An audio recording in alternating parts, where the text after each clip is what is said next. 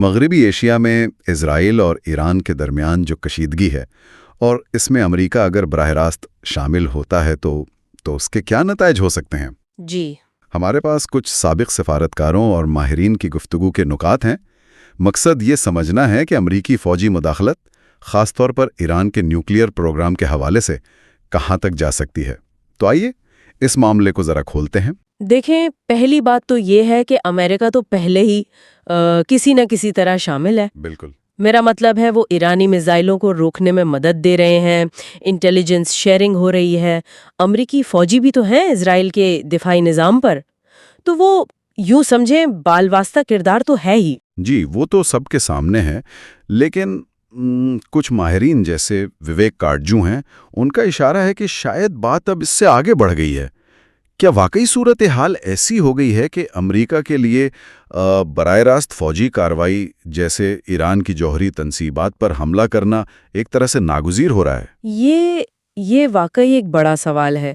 کاٹجو صاحب جیسے لوگ سمجھتے ہیں کہ شاید وہ وقت آ رہا ہے، لیکن اس میں ایک اور پہلو بھی ہے جو شیو شنکر مینن نے اٹھایا ہے کہ کہیں ایسا تو نہیں کہ اسرائیل خود جان بوجھ کر امریکہ کو اس جنگ میں گھسیٹنا چاہ رہا ہو۔ اچھا، مطلب اپنے مقصد کے لیے؟ جی، تاکہ وہ اپنے اہداف حاصل کر سکے، جیسے ایران میں حکومت بدلنا یا کم از کم ان کے جوہری پروگرام کو بہت پیچھے دھکیلنا، گویا امریکی طاقت کا استعمال اپنے لیے کرنا۔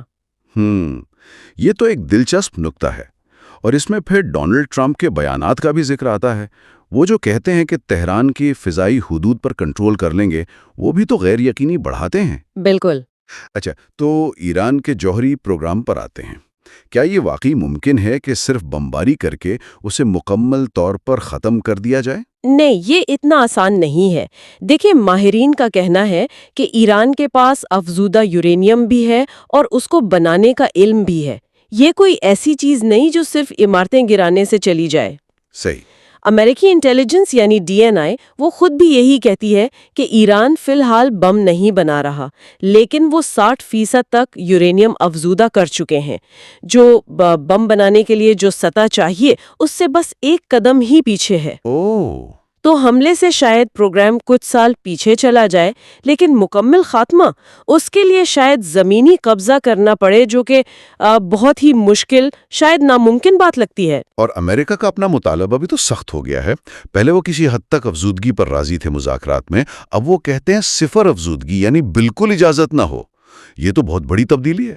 جی، یہ بہت بڑی تبدیلی ہے، اور اسی وجہ سے جو خطے کے دوسرے ممالک ہیں، خاص طور پر خلیجی عرب ریاستیں، ان کا رد عمل بہت دلچسپ ہو جاتا ہے۔ وہ کیسے؟ وہ ایک طرح کی دوہری مشکل میں ہے۔ تلمیذ احمد کا تجزیہ ہے کہ وہ ایٹمی ایران تو نہیں چاہتے، ظاہر ہے، لیکن وہ یہ بھی نہیں چاہتے کہ ایران مکمل طور پر تباہ ہو جائے۔ کیوں؟ اس کی کیا وجہ ہے؟ کیونکہ اگر ایران بالکل کمزور ہو گیا تو خطے میں صرف اسرائیل ایک بڑی طاقت رہ جائے گا۔ وہ طاقت کا توازن چاہتے ہیں۔ اچھا، تو وہ نہیں چاہتے کہ ایک مسئلہ حل کرنے میں دوسرا بڑا مسئلہ پیدا ہو جائے۔ لیکن کاٹچور صاحب نے 1997 کی ایک مثال بھی دی تھی کہ کچھ حالات میں یہ ممالک اسرائیل کے ساتھ بھی کھڑے ہو سکتے ہیں۔ جی بالکل، یہ صورتحال پر منحصر ہے، اور پھر عوامی دباؤ بھی تو ہے۔ فلسطین کی حمایت کا دباؤ ان حکومتوں پر رہتا ہے۔ صحیح۔ اور اس سارے معاملے میں ہمیں چین اور روس کو بھی نہیں بھولنا چاہیے۔ ہاں، ان کا کردار بھی تو بڑھ رہا ہے۔ بالکل، خاص طور پر معاشی طور پر ان کا اثر بڑھ رہا ہے، اور خلیجی ممالک بھی اب صرف امریکہ کی طرف نہیں دیکھ رہے، وہ اپنے تعلقات متنوع بنا رہے ہیں، چین سے بھی، روس سے بھی۔ اچھا، فرض کریں اگر امریکہ براہ راست مداخلت کر دیتا ہے تو فوری طور پر معاشی اثرات کیا ہوں گے؟ یہ تیل والی بات کافی پریشان کن ہے۔ بہت زیادہ پریشان کن۔ اندازہ ہے کہ تیل کی قیمتیں $100 شاید $150 فی بیرل تک جا سکتی ہیں۔ اتنا زیادہ؟ جی، اور سوچیں اس سے پوری دنیا میں مہنگائی کہاں جائے گی۔ بھارت جیسے ملک کے لیے جو اپنی 80% تیل کی ضرورت باہر سے پوری کرتا ہے، یہ تو تباہ کن ہو سکتا ہے۔ مہنگائی، ٹرانسپورٹ، معیشت کی رفتار، سب کچھ متاثر ہوگا۔ اور آبنائے ہرمز بند ہونے کا خطرہ؟ وہ تو سب سے بڑا خطرہ ہے، وہ تو عالمی تجارت کے لیے ایک شہرگ ہے۔